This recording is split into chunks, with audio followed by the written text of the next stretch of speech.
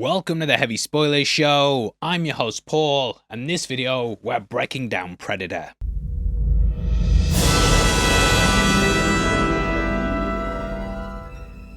It's time to revisit the manliest and coolest movie of the 80s and talk about all the hidden details in it. Cause some damn fool accused you of being the best.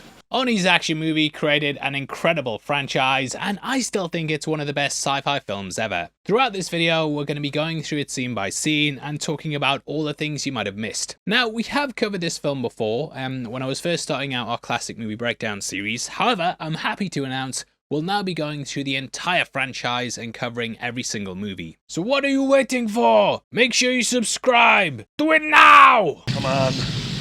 Do it! Do it! Okay, so the idea for Predator came from a joke that brothers Jim and John Thomas overheard. People were making fun of Rocky IV with Balboa having just beaten the Russians, saying there's no one left for him to fight. The punchline was that he could go against E.T. or some aliens. Thinking about what would happen in a movie about a man against an alien, they then got to writing a pitch. Instead of Rocky though, they looked to Rambo and imagined a battle in a Vietnam type environment. Aliens also of course paved the way for this movie, and the writers were also reportedly inspired by that film. They loved the idea of soldiers being picked off by an extraterrestrial being, and the script was even nicknamed Aliens in the Jungle when it was initially pitched to studios. It also never got made as well, as the brothers were first time writers and couldn't get anyone to read it. However, they managed to slip it under the door of Fox executive Michael Levy, who took an interest due to the concept. Now, there are a lot of rumours that the movie was only greenlit because of aliens. According to them, the James Cameron classic had been so well received that the studios were now looking at other potential properties that were along the same lines. Alien 3 needed lots of work done to it, and it would be years before it got off the ground. So apparently the execs quickly rolled this into production. However, Predator, it actually got greenlit in 1985 and was put into production a year before the release of Aliens. Whether the success of that had it pushed further along, that's up for debate, but Predator, or rather Hunter as it was called, was always on the cards. That name eventually got changed though due to the 80s TV show Hunter, which the studio worried would get confusing for audiences. That first draft though, it centered around a group of alien hunters made up of various species with various goals. It was basically a safari trip to Earth with the focus on the creatures. However, this became a little complicated, and thus the film was reworked to a singular hunter. This was tackling the most dangerous game in the universe, which was going to be shown as man. Originally, there was only ever going to be one target, and this would be a Native American character, which might have even inspired Prey. As we know though, this would be reworked into Arnie, and the Native American character would then morph into Billy. Now, a number of different directors were sought after before John McTiernan was chosen. Ridley Scott, James Cameron, Brian De Palma, Richard Donner,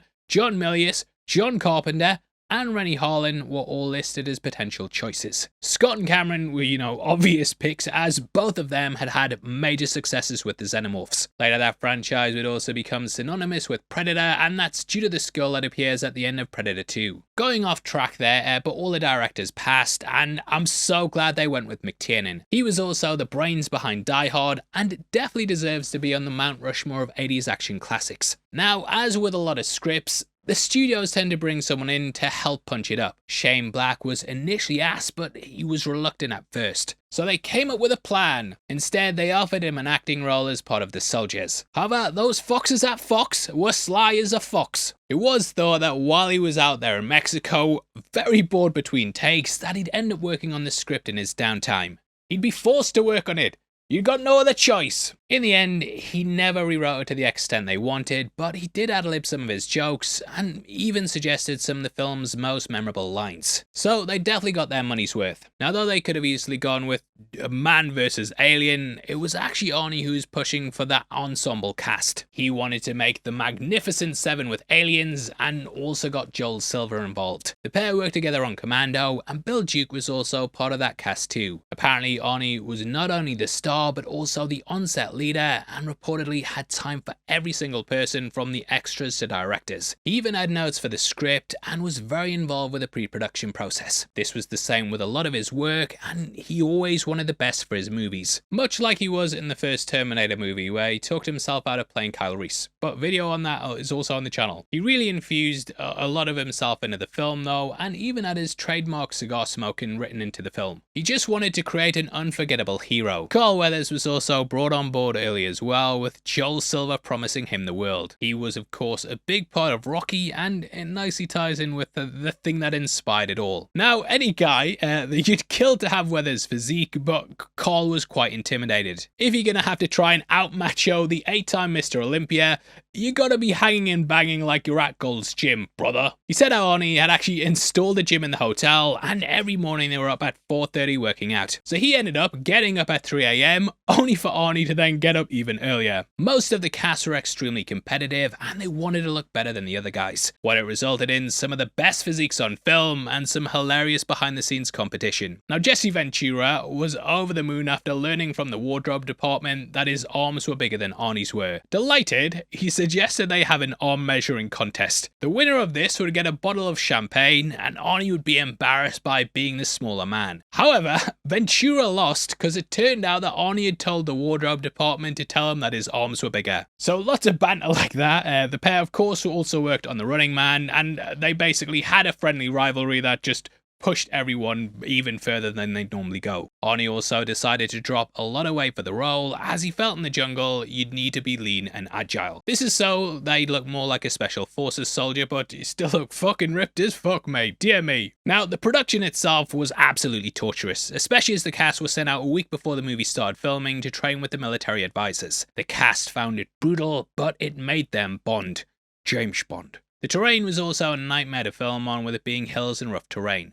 All the heavy equipment had to be carried, and standing and sitting was difficult due to the steep nature of where they shot. Most of the cast and crew also got sick with traveller's diarrhea, as the hotel had lots of water filtration problems. The heat and humidity got to them too. The stagnant water of the water scenes were also reportedly foul and full of leeches, and stuntmen and crew had to dig giant holes and improvise a lot, which you can figure out there. The thick dense jungle had to be cut back as well, so they could add some cinematography to the scenes. It all paid off though, and as a kid I thought Arnie was the coolest dude ever. For some bizarre reason, my mum let me buy a triple pack of Predator, Terminator 2 and also The Running Man. Made me into a man. I was hooked on Arnie, but also Ventura, as he was Captain Freedom in that latter movie. Now the body, he got cast in a secret deal. He was always trying to get booked on the then WWF California date so he could secretly book meetings with his agent. Speaking on the Chris Van Vliet podcast, he talked about how he walked into an office and Joel Silver got one look at him and said, yep, that's him. He only had to read one line and was cast an hour later. He then tried to call Vince McMahon, who refused to talk to him, and Ventura then accepted the role. If you're an old as heck wrestling fan like me, you'd know just how perfect he is as Blaine though. The one-liners and demeanor, that meant he was the only guy for the role. So yeah, as soon as he delivered that, they were like, get him in the movie. Now that takes us into the film itself. The alien's inspiration is clear from the start, as we see a ship drifting in from space. It's very similar to how Ripley's ship opens up Aliens, and also feels akin to The Thing. There a ship crash lands from space, and it's difficult to not see the similarities. I've always kind of wished though that this was cut from the movie, and that you just didn't know what the Predator was. This is something the creative team apparently wrestled with, but in the end, they settled on keeping it. I think without it though, you just have no idea what the Predator is, so this at least gives you an idea of what's going on. I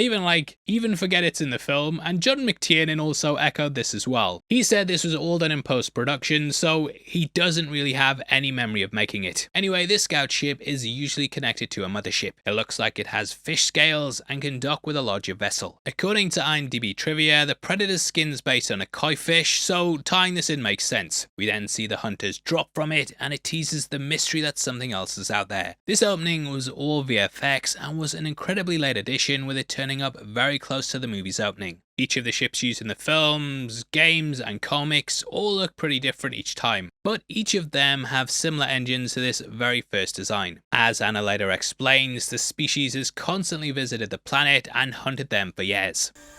El diablo cazador de hombres.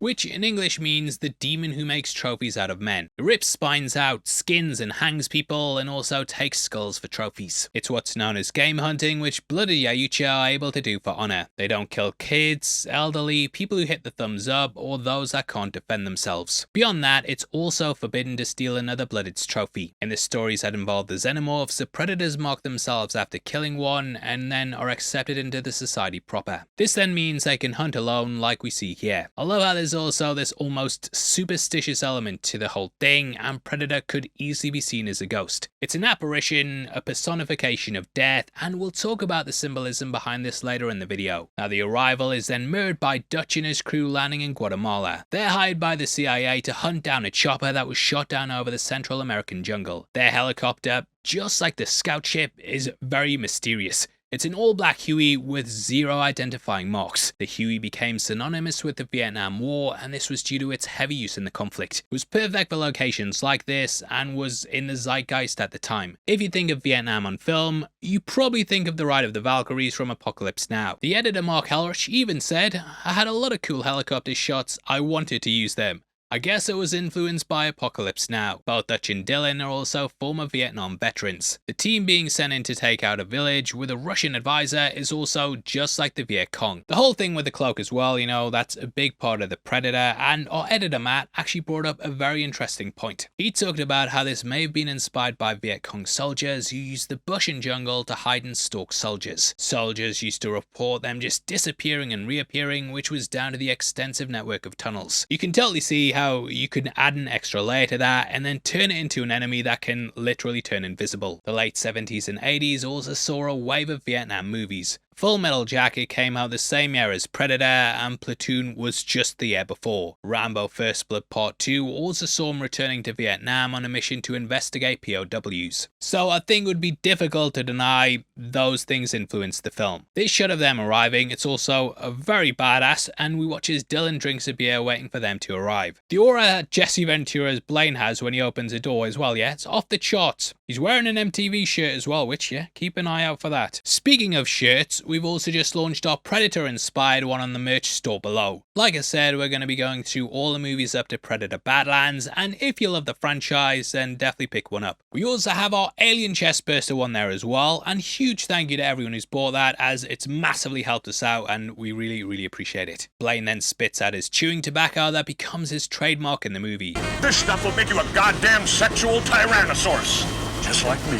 This was actually the line that Jesse Ventura said during his audition, and it won him the part, which you can totally understand why. It's a pretty interesting mix though, with Mac dripped out in a suit that even the menswear guy on Twitter would like. Billy looks miserable as well, while Hawkins and Poncho have haircuts that you could set your watch to. Now, Johnny Unitas, there's a haircut you could set your watch to. We then see Dutch lighting up a cigar. Arnie wasn't actually allowed to smoke the cigar on the aircraft due to the fear of fire, so they had to digitally add that flame sparking up. Now Arnie was just coming off the back of Commando, and the similarities go beyond just the tone. That movie has the fictional South American country in it called Valverde, which is also something that pops up in this film. Bit off track, but Die Hard has John McClane bring his wife a teddy bear with a big red bow wrapped around its neck. In the hunt for the Red October, we then end with Jack Ryan boarding a plane, and he also takes a teddy bear with a red bow. So it's all connected. We then meet R.G. Armstrong's General Phillips, who explains that a cabinet minister and his aide were off course and shot down. Now James Olsen, who appears in Commando, was originally suggested for this role. However, he turned it down for fear of being typecast. But I would love to play a major in an Arnie movie, but as we later learn, this is all a fake story to hire Dutch. Dylan wanted to get him so he could take out a Russian advisor and stop a Soviet-backed invasion. In real life, the Nicaraguan Revolution had happened in 1979, which was backed by the USSR. This led to the high-profile Iran-Contra affair, and thus they need the best of the best of the best, sir. Hey, maybe Dylan's beef with the Russians also ties back to Rocky. If he dies, he dies.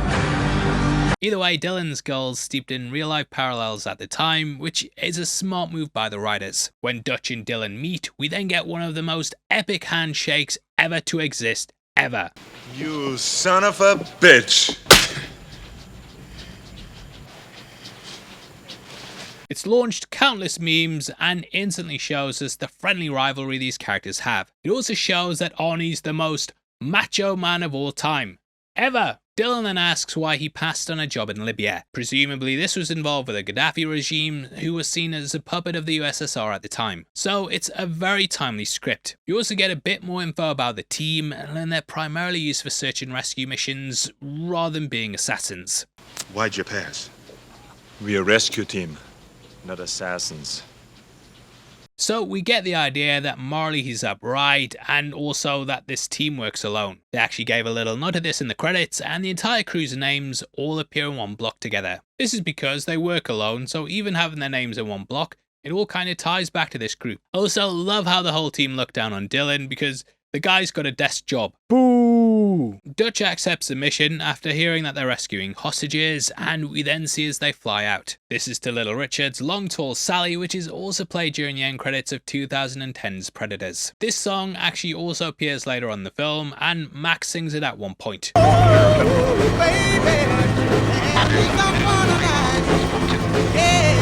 Long tall Sally, she's built sweet. She got everything that John needs. Again, this journey is very similar to Apocalypse Now's legendary Ride of the Valkyrie scene. The scene was also originally shot with the doors open, with a blue screen backing it, but they couldn't get it to work. Huge shout out to Jonathan J. O'Neill, who also pointed out on our last breakdown why they use a red light here. This is common on planes and helicopters because it apparently protects your night vision. When people leave the craft, their eyes need to adjust to the darkness quickly, and thus having this helps to shorten that span of time. You can also tell I've got no idea what I'm talking about, and I'm trying to just say someone else's point. But acting confident and being confident, they both look the same to the untrained eye. Speaking of confidence, we see as Blaine chomps down on some tobacco while Max shaves. This is something he does throughout the movie, and I kind of see these as habits that the characters do when they're concentrating. The latter was improvised by Bill Duke, but it's such a memorable thing. Like every time I shave with a razor like that, I guarantee this character crosses my mind. In the jungle scene, they actually quickly scramble to grab some fake blood, and we got a nice shot where we cut away and then cut back to see it bleeding. It kind of shows how he's not this invulnerable Superman, and plays into, If it bleeds, we can kill it. Poncho then tests Hawkins' reaction times while he's reading. This character even has a spider named after him, which is called a Predatoru Noops P. Rich Hawkins, which, a mouthful that, but he's played by Shane Black, very memorable, and he'd go on to direct The Predator, which, yeah. Here's a treat, you little shit.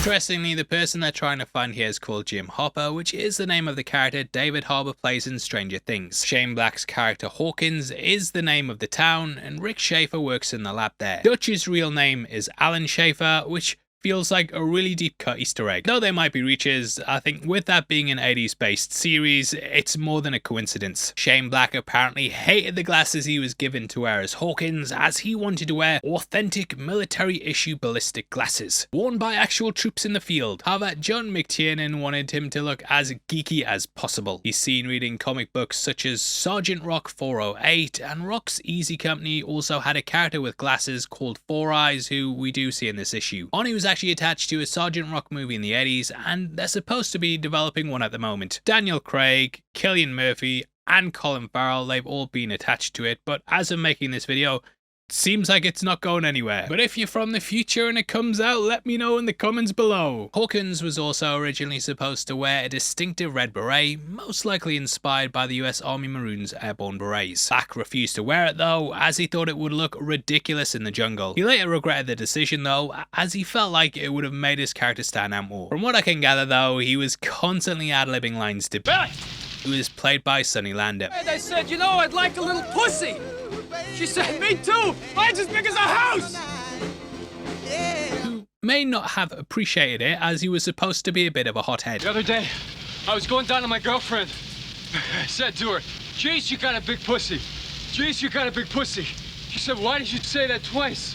And I said, "I didn't." See, it's because of the echo. Where the... The producers had to hire a bodyguard to follow Sonny around 24/7, and normally you do that to protect someone, but apparently the bodyguard was to make sure he didn't get in fights with anyone, which is hilarious. Now, as we learn, there's no backup for this mission, and they're completely on their own. This is getting better by the minute. Poncho then shows off his grenade launcher, which was a unique design made for the movie. It was custom built out of parts from a Heckler & Koch and a 6-shot AN-M5 aircraft pyrotechnic discharger, which just speak confidently and it sounds like you know what you're talking about. We then see the team use the fast rope system to drop into the jungle. Originally though, this was supposed to be a halo jump, but it was far too difficult to pull off. Our boy Dutch also doubts Dylan's dumb plan, which kind of plays into how it might be a ruse. You never were that smart.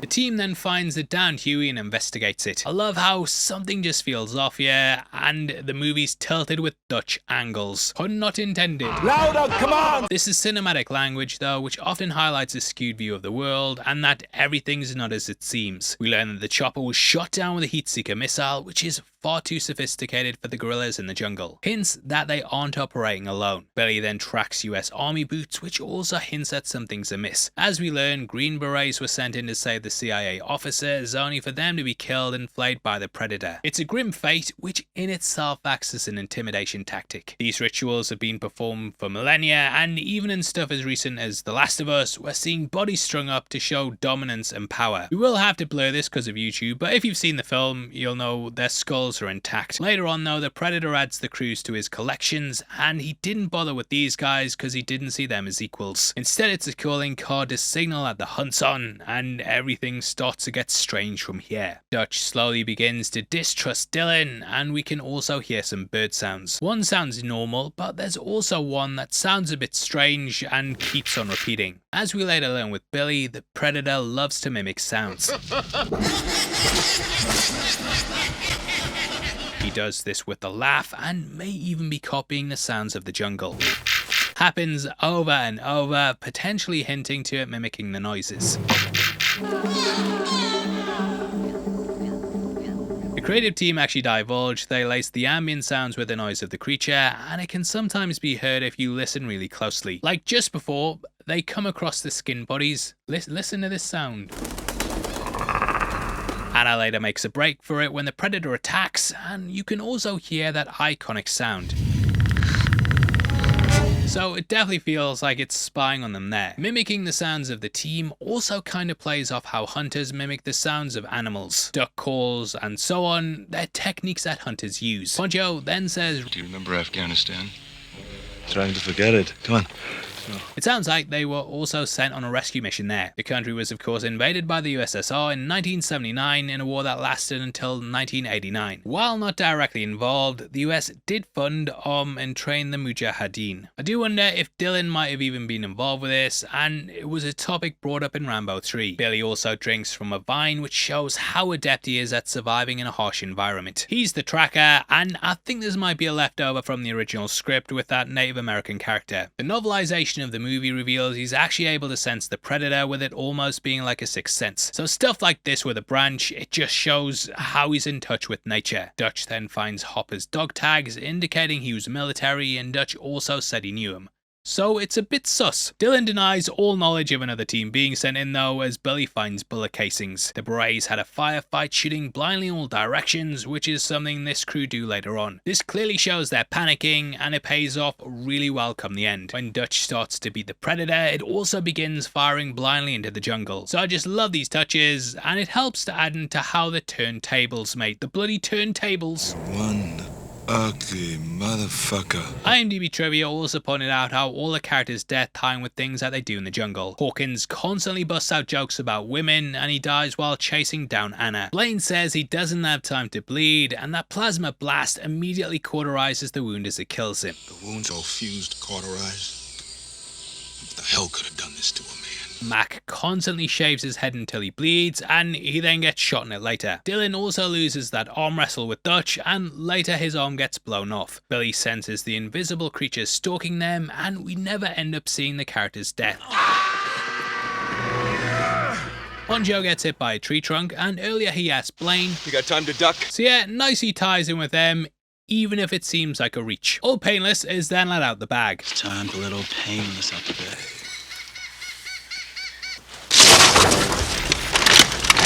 payback time.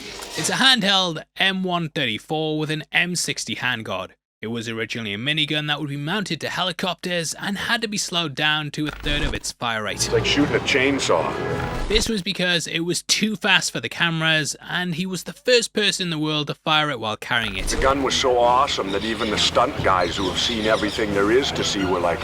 It was then used in Terminator 2, and this is the same model Arnie had there. It's an absolutely badass gun, and the cast were in awe of it. Now, Bill Duke explained how each of the things that get shot later on in the forest scene are actually on wires. Those things that explode are all wired. And so we would fire, and they'd strip down, and you see it go.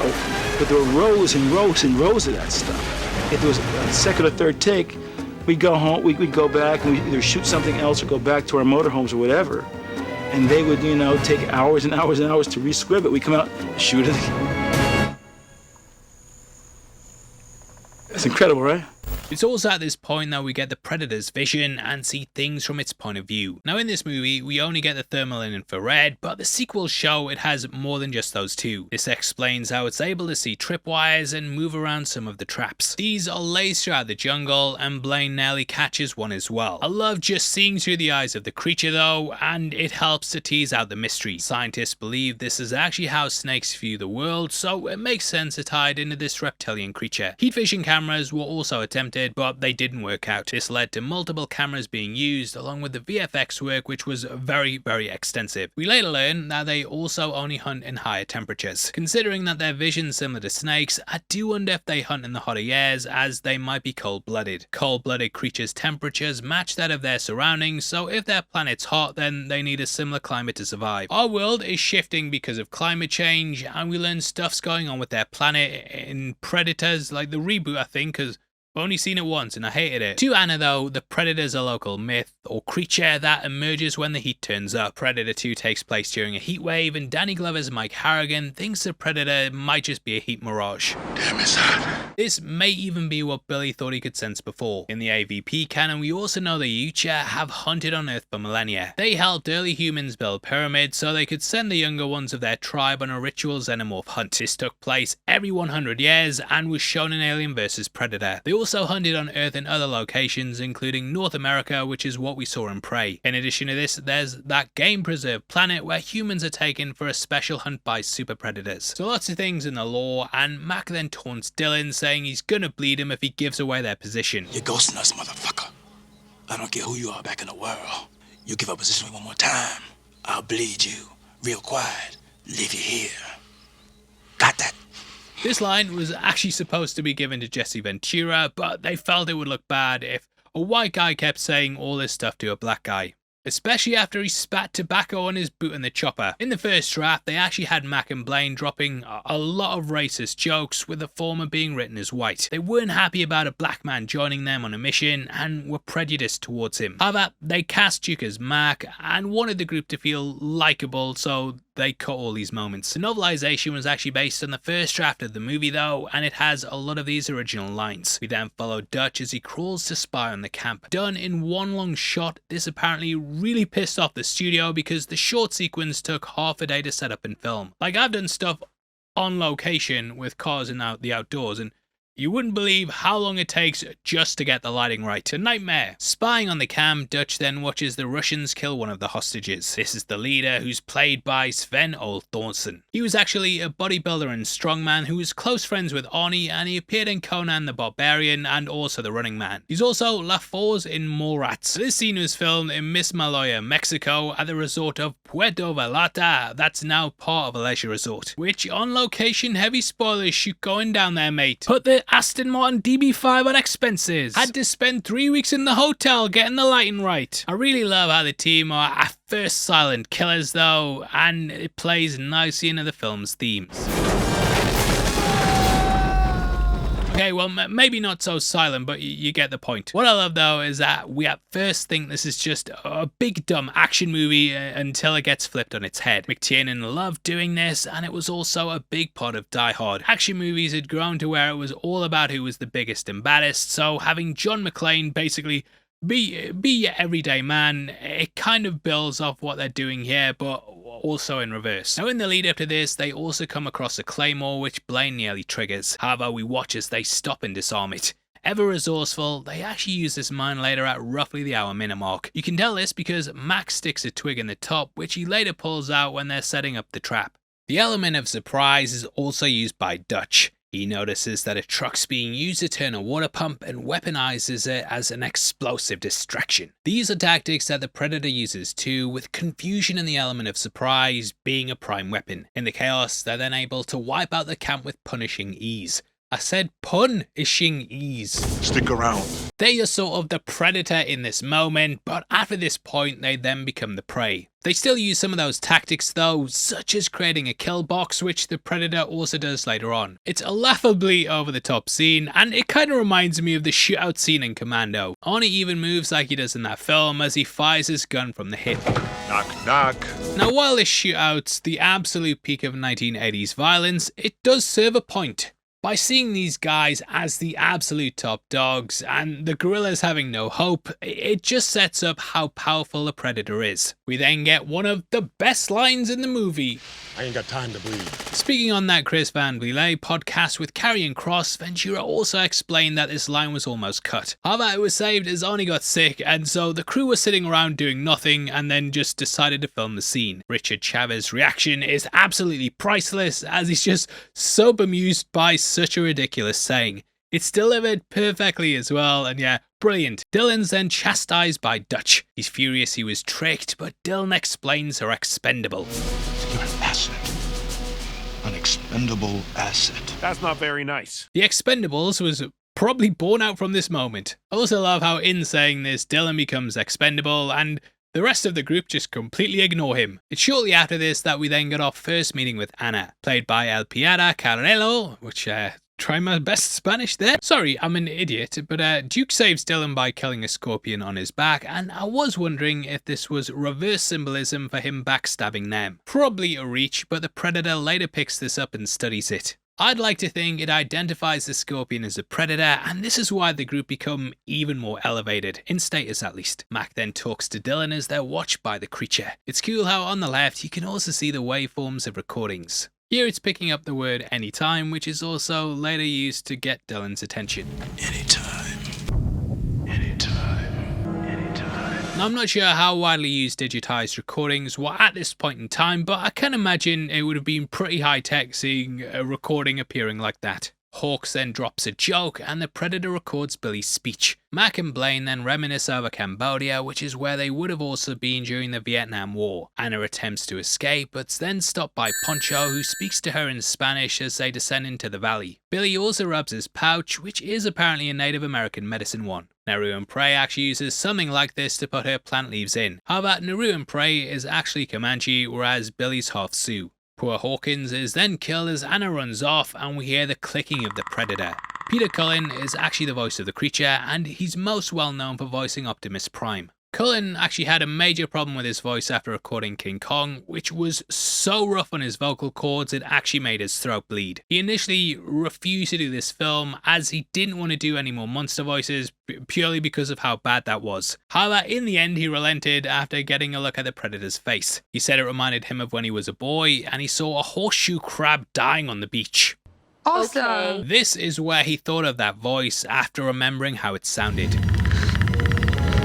The clicking is just unsettling, and it has since become a trademark of the character. Poor Hawkins is then taken away to be skinned like the hunters do with their prey. It also reminds me of Alien, where the xenomorphs take humans to be used to breed eggs. Often your mind kind of fills in what went on, and sometimes it leads to a fate worse than death. Though these do die. Poncho then translates for the team, and we saw him speak Spanish to her earlier. She says how the jungle just came alive and took Hawkins, and they worked out the same thing happened to Jim Hopper. We then see his body strung up and bleeding out. It's a grim mirror of Billy earlier cutting the vine and then drinking out of it. Blaine is also out in the woods looking for him, but he gets spooked by an animal. I love how he's also got that MTV shirt on still. MTV was of course huge in the 80s and they even had a connection to wrestling. The channel had 2 WWF specials, so it's a bit fourth wall breaking him wearing this. Either way, our guy Blaine, then killed by the Predator.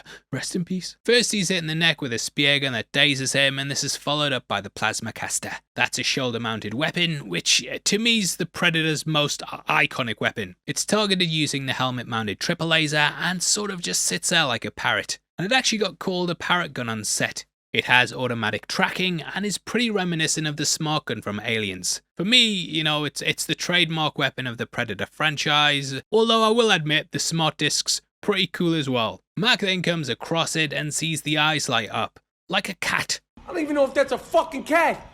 Blink, motherfucker! This was purposely designed to mimic them, as cats are natural predators. We then see Mac lose it and fire blindly into the jungle, which leads to him actually catching the creature, which leaves blood on a leaf. This is what they discover, and they realize they can kill it if it bleeds. If it bleeds, we can kill it. Now this blood was actually Mountain Dew mixed with KY jelly.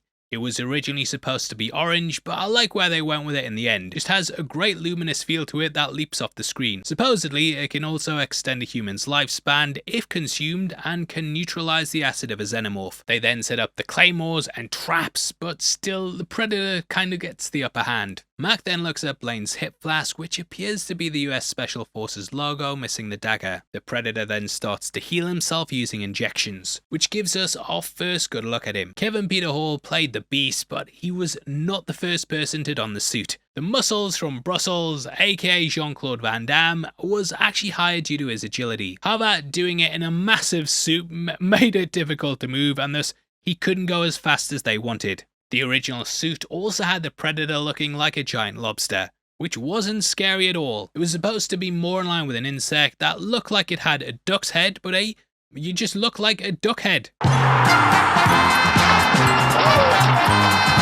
However, it did help to perfect the cloaking device techniques that they use. The bright red was used because it was the exact opposite to the green of the jungle and the bright blue that you get from the clear skies. So it was easy to key out, and they then figured out how to do more natural looking creatures. The creative team would come in and film 2 takes with the suit running through one whilst it was absent in the other. The one with the missing one would then be filmed with a wider lens, and thus a vague outline of the alien could be seen with the footage bending around it. Using chroma key techniques, they then dropped the red suit out, and what we got in the end was this brilliant cloak effect.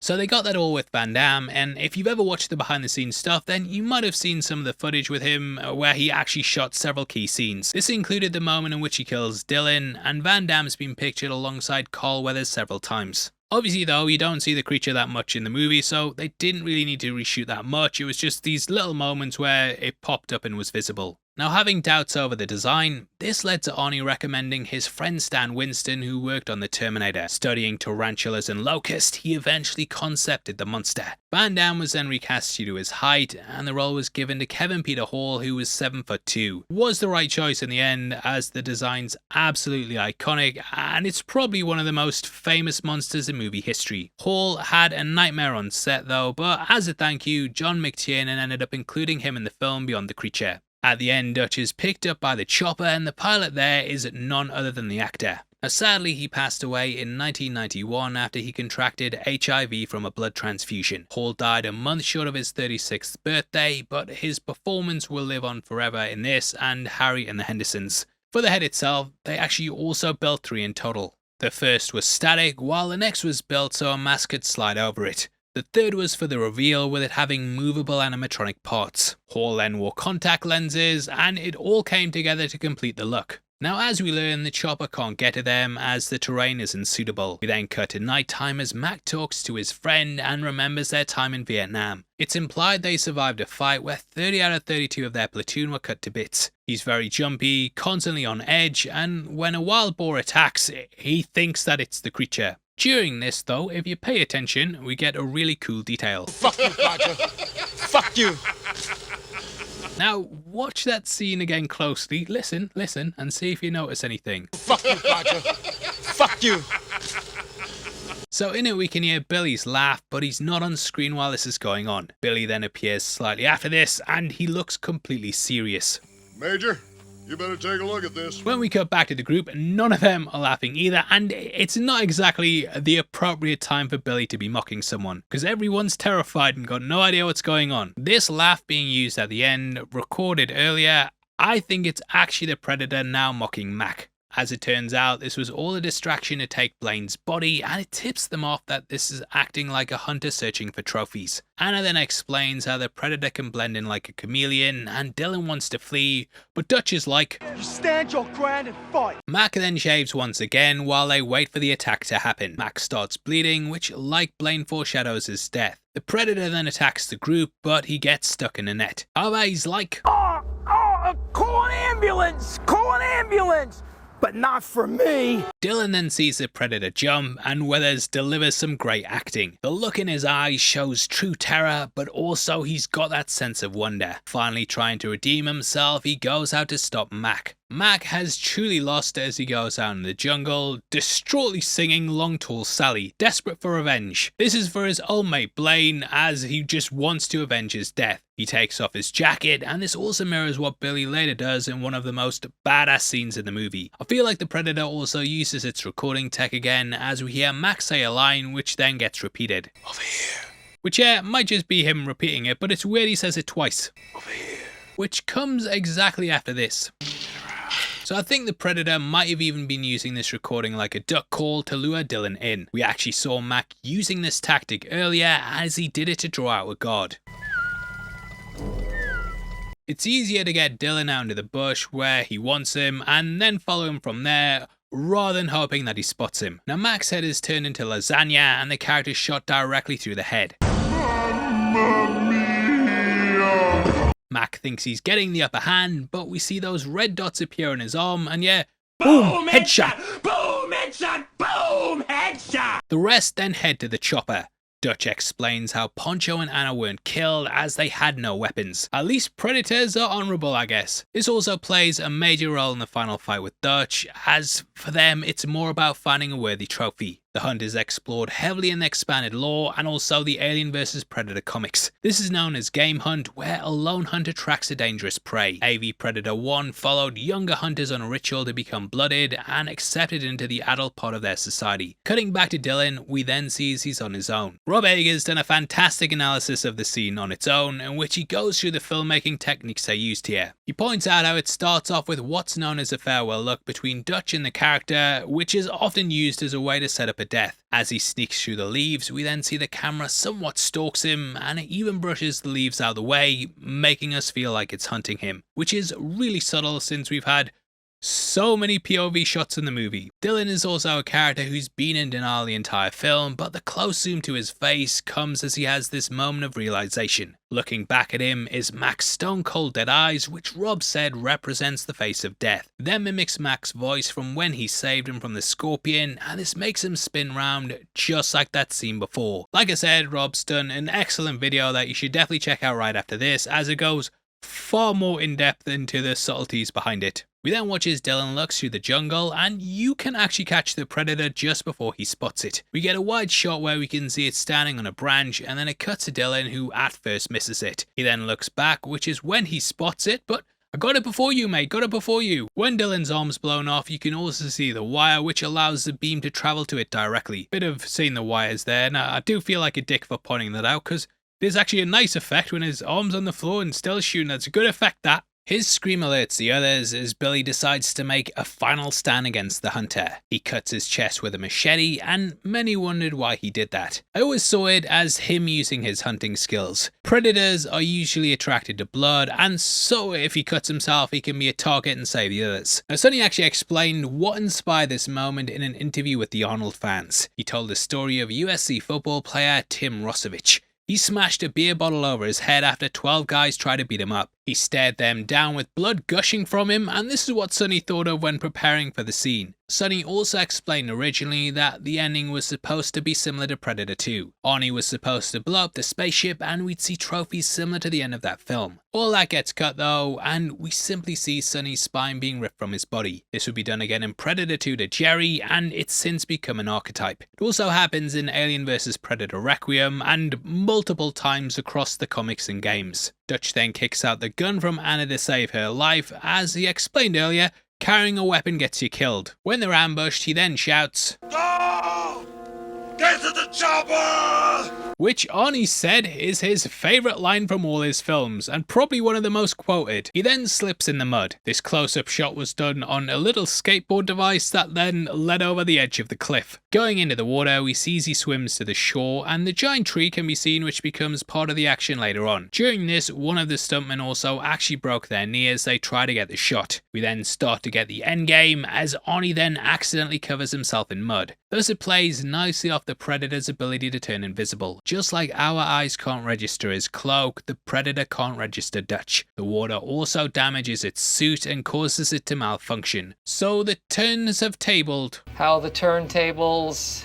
Whether mud masking your body heat works in real life, that's up for debate. Corridor Digital tried it and apparently it seemed to work. However, years prior, Mythbusters tried it and they couldn't get it to work. So yeah, have to try it yourself, mate. What it's clearly doing though is playing into those Apocalypse Now motifs, as it's clearly riffing off the final act of that film. We then see the targeting system at work with the triangle. I loved using this in Alien vs Predator 2 on PC, and the multiplayer was just insanely fun in that game. Now while the Predator was terrifying before, he's even more scary now that he's facing down against him. Dutch decides to make a stand, and just like before, he prepares traps so he can finally become the hunter. The hunter has become the hunted! We then see him work on a myriad of different traps and warning devices, basically home aloning the entire area. I do wonder if he took inspiration from his time in Vietnam, where the Viet Cong had brutal traps set up to take out the soldiers, which was also adapted into Rambo. It's such a good scene though, as it's juxtaposed with a Predator preparing his trophies. We can see the one on the right is actually Mac, as it has a huge hole in the skull. Dutch's homemade weapons also reflect the Predator's advanced tech and make it much more impressive that Dutch survives the fight. It also has him going back to basics and using things that will be harder to track. It's him basically getting to the core of what it means to be a hunter. Everything about the movie feels so stripped down, and tonally it's a complete opposite to the opening act of the film. There's barely any dialogue at all, and all the bombastic and over-the-top bravado has been stripped away to tell this more centralized cerebral story. This movie would massively influence the action films that followed it, and when analysing it for this video, I actually realised that this could be seen as a turning point in the genre. These weapons are also silent, and with a Predator not being able to see him or hear him, it means that the creature can't hear where he fired from. Dutch also does a sort of Tarzan scream.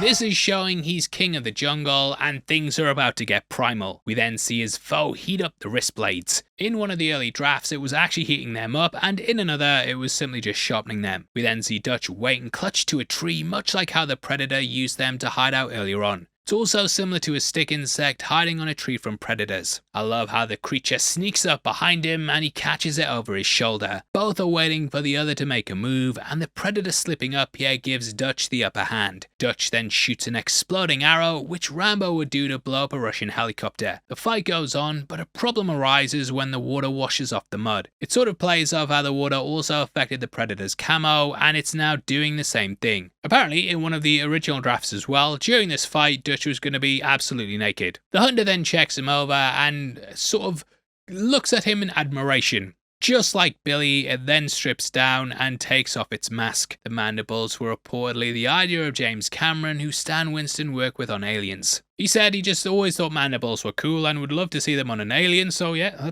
that's basically where the story came from. Its look was also inspired by Rastafarians when designing the headpiece. The suit was also very, very heavy, which led to the tree it sits on having to be made of concrete. The mask was also easily removable, so Kevin Peter Hall could stay in the suit but still breathe through it. This allowed him to stay in the suit all day, despite it being a very agonizing experience. Dutch then says, "You one ugly motherfucker." This would be referenced in 2010's Predator when Nikolai says, "What an ugly face you have" in Russian. The pair are now finally equal as they fight though. It's very honourable and it removes its weapons and finally fights fairly.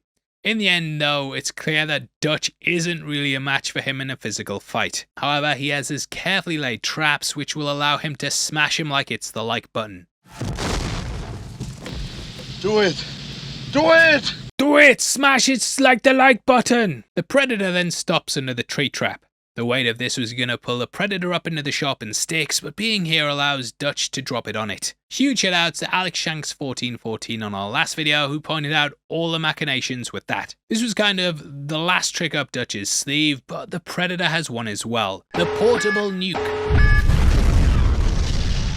Aliens vs Predator explained this wrist-mounted nuke, and it would be used to wipe out the xenomorphs if they failed to hunt them. Now, the PS2 game Predator Urban Jungle explained that this explosion was more designed to wipe out the Predator's ship and all evidence of its existence. They are an honourable society, and I see this as not being the final way to take out Dutch, but a sort of seppuku. Japanese samurais and even officers in World War II, they'd commit this ritual when failing, as it was thought giving up their life was the biggest thing they could do to show they were sorry. There's also a brilliant post on Reddit by user Ghost of Your Mom that actually explains a lot of the scene, and I think when we go over it, you might see the movie's ending in a different light. Now, Predators again have an honor culture similar to Vikings, where they seek to die in glorious battle. The Predator is rightfully beaten in combat, and then Dutch comes in to deliver the killing blow. However, as you see, Dutch hesitates. He's potentially going to show the alien mercy and spare him, which will rob him of his earned honourable death. So the next thing to do is go out in a self-imposed blaze of glory rather than bleeding out on the floor. He knows that he could kill Dutch with a touch of a button, but that would make him a sore loser, so he sets off the self-destruct sequence. The Predator can set the yield of self-destruct himself, but he clearly didn't turn it up to 11, and rather gave Dutch enough time so he could realistically get enough distance between himself and the blast. The timer is then set as he sacrifices himself, and he uses Billy's laugh to show what he's thinking. I do take this as a sign of respect though. Billy did it before when laughing at the joke, and it's possible that this is why it was played. Laughs are of course also used to mock, so it works either way, but yeah, I think, we saw Billy enjoying the moment and is doing the same thing. So yeah, huge shout out to them. Their comments way bigger, but yeah, that's me cherry picking the main parts and saying what I think, because they told me. Now in the second film, we actually learn how big the blast was. According to that, it destroyed 25 kilometers worth of terrain. So how did he get out of this? Well, it's because he's the best of the best of the best, sir. The Predator 2 novel also explained that the ship flew back to the homeworld, and they then learned what happened. Dutch was apparently also hit with radiation poisoning and had to recover in hospital. He was then interviewed by Keys from Predator 2, but Dutch got paranoid and ended up escaping the hospital. The book Predator Stalking Shadows saw him appear in Los Angeles and then get involved with hunting the Predator in the city, though we never saw it. In recent years, Dutch would help out the OWLF and even had a great-granddaughter in Mega City 1 who was called Judge Schaefer. His brother would also feature in Concrete Jungle and end up looking for him. He then flies out and we get some very 80s credits. This has got them giving little smiles and nods to the audience, which is basically supposed to homage films like The Dirty Dozen. That's something a lot of older movies adopted, and it was kind of like an evolution from the curtain calls at theatres. Their actors would come out and give a bow, and in those movies, it was supposed to show that everyone's part of this big brotherhood.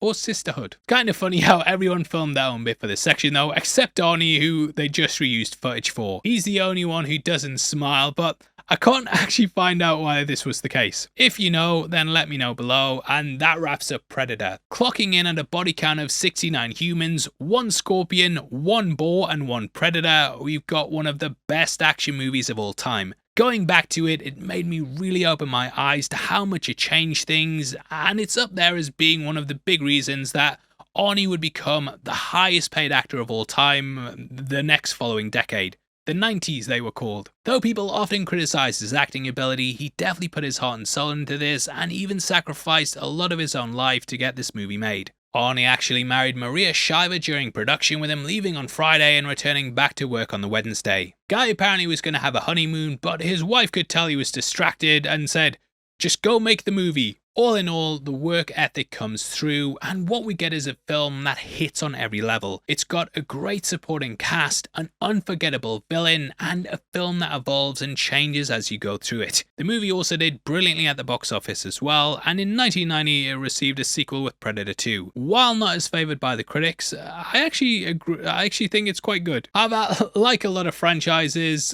its sequels have become a mixed bag. I thought 2010's Predators was great, however 2018's The Predator and The AVP films, they just watered down the franchise. But Prey was great in my opinion, and probably up there as being the second best installment. We will of course be covering that again before we get to Predator Badlands, but huge thank you for watching this one. If this is your second time seeing our analysis of this movie, also thank you for coming back. Please drop a like on the video and also leave one with your comments below. Did you know that members of the channel also get early access to videos? If you click the join button, you'll get at least one breakdown a week, just like this one, a week before anyone else. It's just 99 cents a month. Hopefully, you know, that's not a lot to you. If a lot of you guys do it though, it means so much to us. So huge thank you to everyone who's done that, and if you want something else to watch, we've got a breakdown on screen right now. Probably be our Alien Supercut video, so yeah, if you haven't seen that. 4 hours of Aliens breakdowns right there. Get yourself some stuff to get to sleep to. Anyway, with that out of the way, thanks for sticking through this video. I've been your host Paul. You've been the best. I'll see you next time. Take care. Peace.